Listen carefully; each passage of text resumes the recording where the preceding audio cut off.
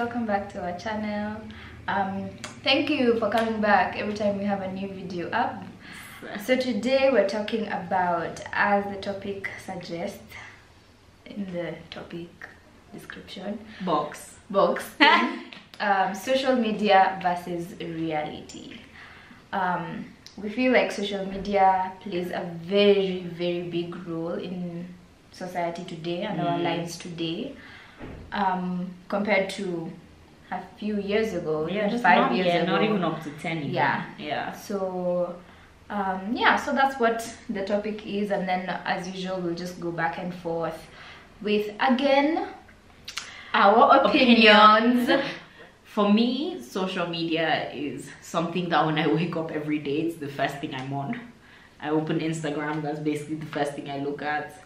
Like, you know, what's all the fine pictures, what's new fancy beauty products can I buy, you know, etc. But for me, I guess social media is both where I look every time, and I also own like an Instagram page that I'm very much it's about the aesthetic for me, like, you know, what I show. And my Instagram, if you've ever been to it, and if you've not, you should check it out, it's in the description box below.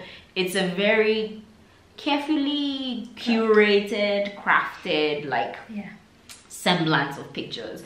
I'm a very colorful person by nature, even though my favorite color is black. And so for me, my idea in terms of creativity is how to bring color into everything I do. So whether it's like the background, whether it's my clothes, whether it's my makeup, for me it's like, how am I introducing color? The thing with that is, I think so much about how I'm introducing color in my Instagram that it looks like I live a very happy life where I'm traveling to places all the time, and I'm wearing really great clothes that I can afford, and, you know, everything is hunky-dory. And I guess that's what scares me about social media, is because the thing I'm scared of that everybody else is doing, even I'm doing it. Like, so people look at I have people who message me and are like, oh my god, like, you have such great clothes and you have so much fun, and, you know, all of these things. And I think, like, my everyday life, guys, is literally, I wake up at like 6:30, 7 latest, I get ready. In half an hour, I pick anything from my wardrobe at this point, as long as it's a dress, and I throw a blazer on top of it, because that's my dress, that's what the dress code at work is, and I just leave. So all those things that you see on my Instagram aren't necessarily what my everyday life is composed of.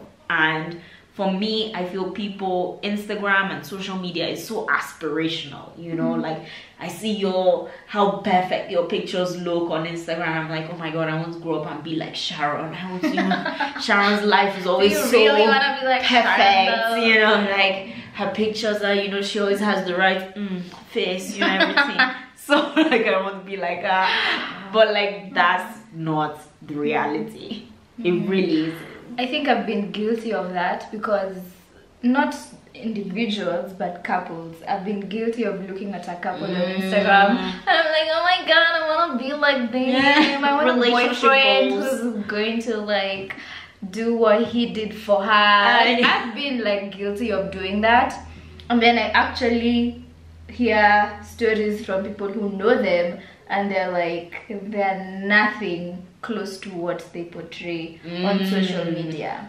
And I think it's somehow sort of a disease that we have. It is. That maybe we're just choosing to ignore and just push it aside, where what we portray on social media is very different from our realities. And I don't know why, I don't know the psychology behind it.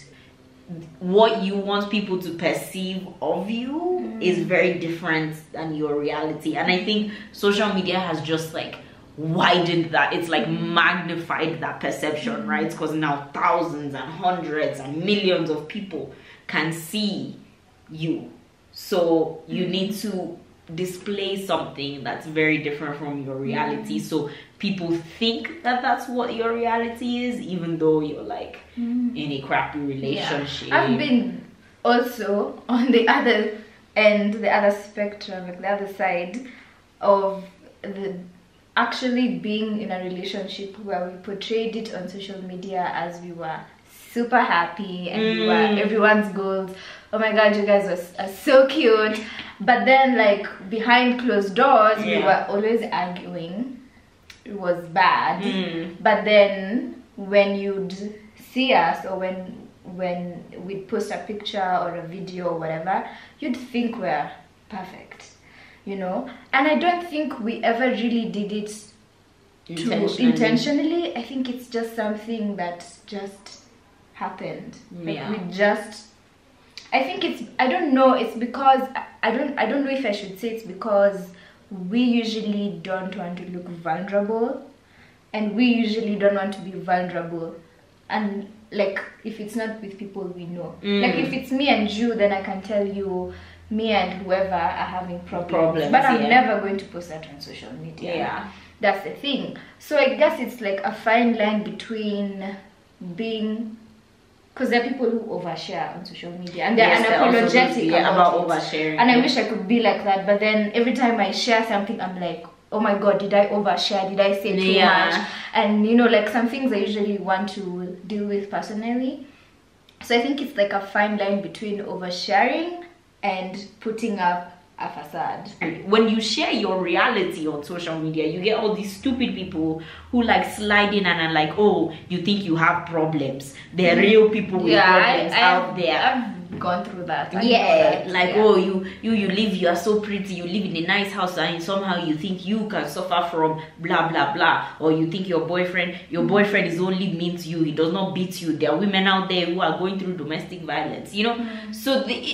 So when you have that option of sharing, so many people, because there's also that cover of social media where people don't really know, you know, you can literally go and comment and nobody knows who you are. So they can come, you know, people can harass you, people can, you know, slide in your DMs and be like, you're a dirty bitch, you don't know, blah blah blah. The thing is, when you put a perfect lifestyle, all the comments you get are like relationship goals. Oh my god, you guys look so bomb. You know, I don't have a problem with that. My only problem is when you don't embrace your own reality.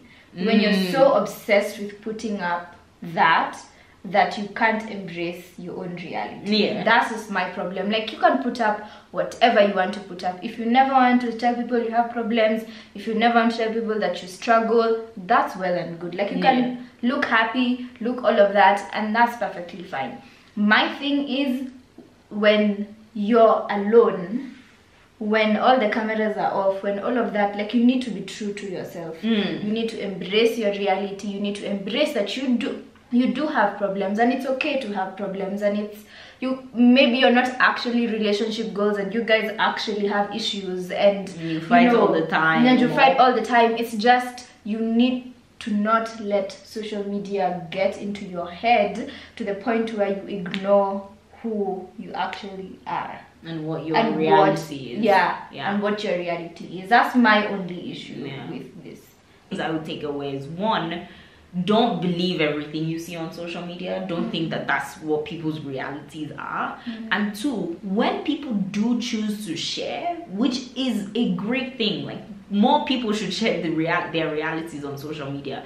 When people choose to share, if you are out there and you are a fucking troll, for goodness sake, back the fuck off.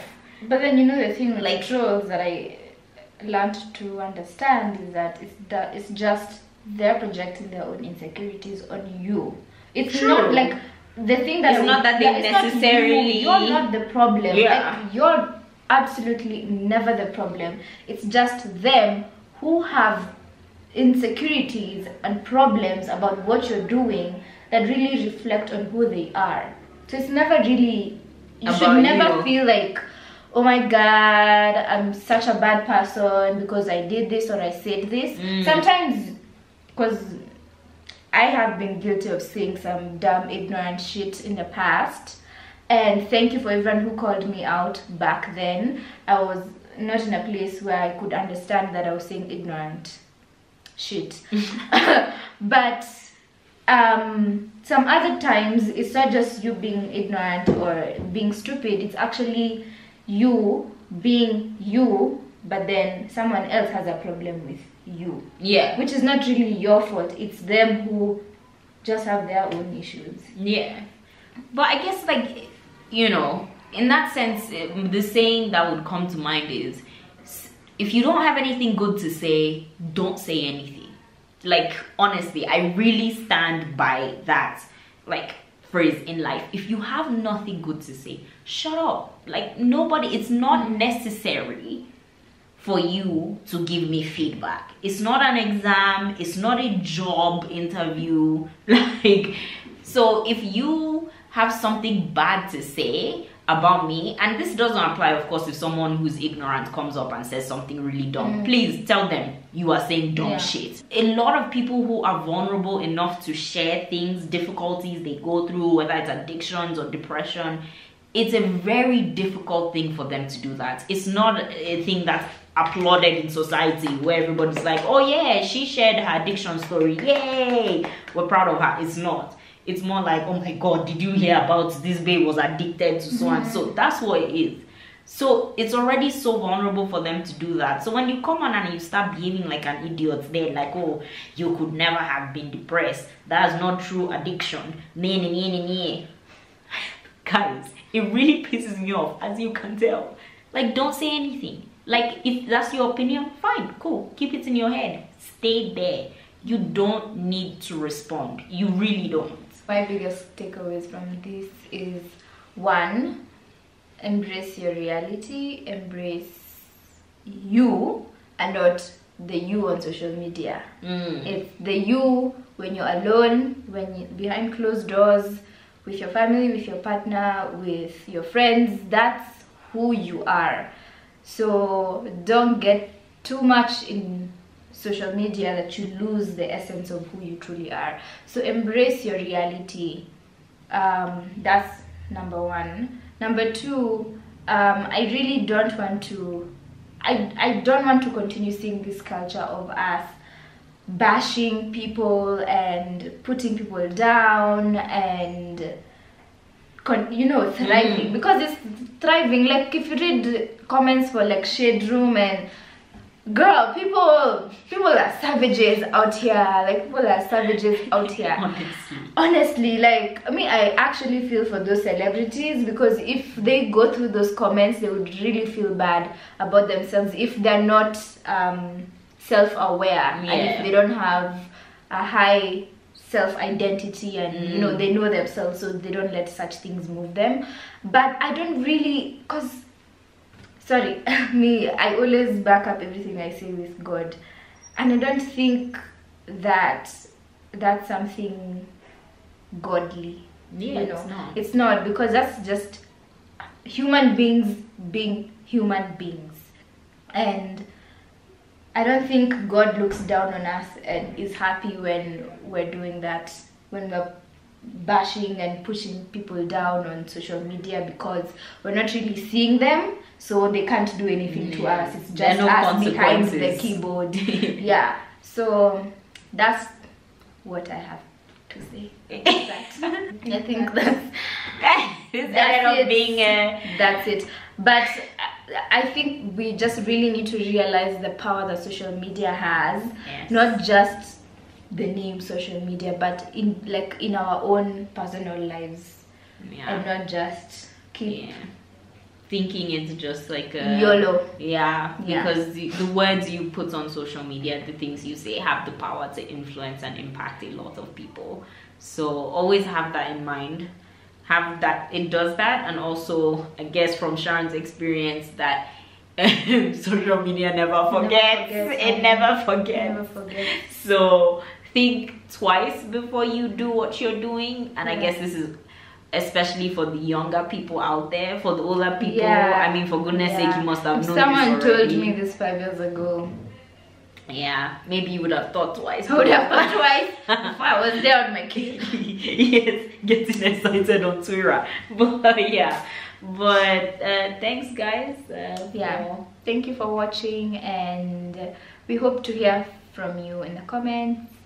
And thank you for your support and love. And And feel free to share our videos, guys. By the way, if we've not said that before, feel free to share our videos. To me, your friend, your workmates, whether it's to, in fact, whether it's to say, look at these two stupid girls, can you imagine what they were saying? Or it's to be like, look at these two babes, they were on point. You know, feel free to do that. Thanks for coming every Wednesday, and we'll see you next Wednesday.